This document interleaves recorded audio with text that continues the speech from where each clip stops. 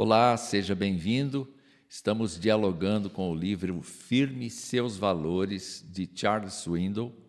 O objetivo do autor é discutir princípios universais aplicáveis a todos os seres humanos para uma vida melhor à luz do cristianismo bíblico. Hoje, o assunto é oração. E por oração, devemos entender aquela forma de comunicação e comunhão com a divindade, qualquer que seja ela, nas muitas religiões criadas pela humanidade desde seus começos. Expressões de adoração, louvor, súplica, intercessão, busca de benefícios para si, são algumas das variáveis praticadas pelos devotos das religiões, ou pelos que não as professam, mas se veem em apuros. E cada religião tem suas próprias fórmulas. No tempo de Jesus, o judaísmo tinha orações de todos os tipos para todas as ocasiões. Mediante a necessidade da pessoa, ela precisava utilizar a oração específica para ser atendida.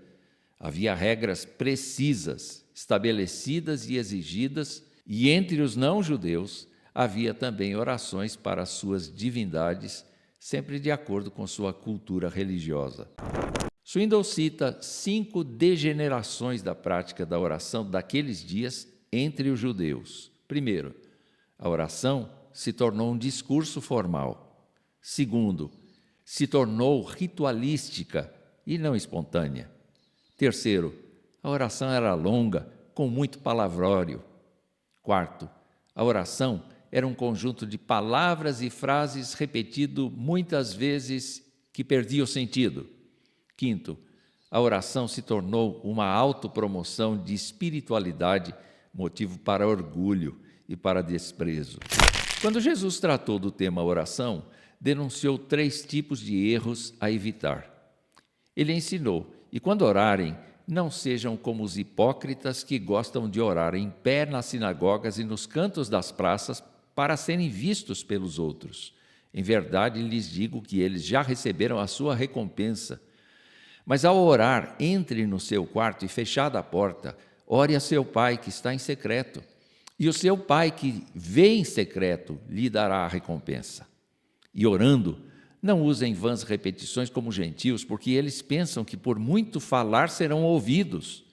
Não sejam, portanto, como eles, porque o Pai de vocês sabe o que vocês precisam antes mesmo de lhe pedirem.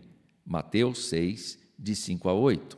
Pelo texto lido agora, temos as seguintes advertências. Primeira advertência: não seja hipócrita, não faça teatro, como aqueles que procuram lugares e ocasiões especiais para orar.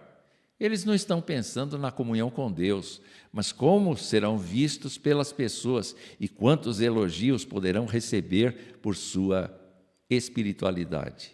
Segundo, não use repetições vãs, inúteis, como aqueles que imaginam que por muito falarem serão ouvidos. Eles pensam que sua insistência nas mesmas preces fará com que Deus as ouça e atenda. O problema com isto é que, geralmente, quando repetimos muitas vezes as mesmas frases, entramos em um estado alterado de consciência ou fazemos nossa oração automaticamente, sem pensar no que estamos dizendo. E terceiro, não guarde nada contra ninguém. Esta é uma advertência ligada ao nosso íntimo. Se não conseguimos perdoar quem nos ofende ou pedir perdão a quem ofendemos, qual será a reação divina quando oramos? Pois bem, Jesus condicionou o perdão de Deus para nós ao perdão que nós concedemos ou buscamos das pessoas. Dito o que devemos evitar, o que podemos dizer da oração? Nosso paradigma é Jesus Cristo. J. Thomson assinala: muitas vezes foi encontrado orando em segredo a Deus Pai. Lucas 5,15 e 6,12. Orou em períodos de conflito espiritual. João 12, 20 e 28. Lucas 22, de 39 a 46. E, até estando na cruz, Mateus 27, 46. Em suas orações, Jesus ofereceu ação de graças, Lucas 10, 21, buscou orientação, Lucas 6, 12, intercedeu, João 17, 6 em diante, e comungou com o Pai, Lucas 9, 28. Swindoll recorda a orientação de Paulo sobre a oração dada aos filipenses. Ele ensinou o seguinte: não fiquem preocupados com coisa alguma, mas em tudo sejam conhecidas diante de Deus os pedidos de vocês, pela oração e pela súplica, com ações de graças. E a paz de Deus, que excede todo o entendimento, guardará o coração e a mente de vocês em Cristo Jesus. Filipenses 4, 6 e 7. Com base nessa passagem, Swindoll conclui que a oração não é uma luta com Deus, mas a forma elevada pela qual a pessoa crente se derrama diante dele e assim tem descanso efetivo. Observe o que ele diz. Se compreendo esse texto corretamente, ele diz que as ansiedades que brotam em mim, a crescente irritação e as lutas que me deixam confuso irão dissipar-se. E, na verdade, serão substituídas por uma grande paz interior, mas todas aquelas qualidades que desejo, simplesmente se eu conversar com Deus. A oração, portanto, pode ser vista como uma conversa do filho com seu pai. Segundo Swindoll, a visão que Paulo tem da oração é a seguinte: o propósito dela é dar a paz e não retirá-la. O propósito dela é dar a paz e não retirá-la. Ela tem por objetivo aliviar a ansiedade e não criá-la em nós. E, a não ser em casos excepcionais e extremos, a oração não é longa nem dificultosa. Mas eu acrescento, ela é constante.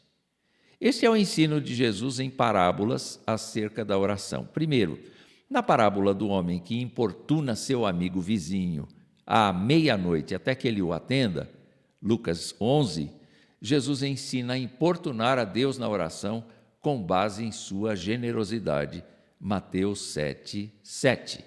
Segundo, na parábola do juiz injusto, Lucas 18, Jesus exorta à perseverança na oração, à persistência continuada. Deus não é indiferente, sim amoroso, desejando o desenvolvimento e a maturação da nossa fé e da nossa paciência. E terceiro, na parábola do fariseu e do publicano, de Lucas 18 também, Jesus mostra a necessidade de humildade e penitência na oração e adverte contra a soberba e a autoexaltação. Deus rejeita o coração soberbo. Uma última palavra sobre a oração. Jesus determinou expressamente que qualquer oração a Deus fosse feita em nome dele, João 14, porque ele é o mediador entre Deus e os seres humanos salvos. E por último, a oração a Deus, em nome de Jesus, não muda a Deus, mas muda a gente, porque pela oração, Deus retira a angústia do nosso coração e coloca a sua paz. Converse com Ele agora mesmo e descanse nas amáveis providências de Deus, nosso Pai.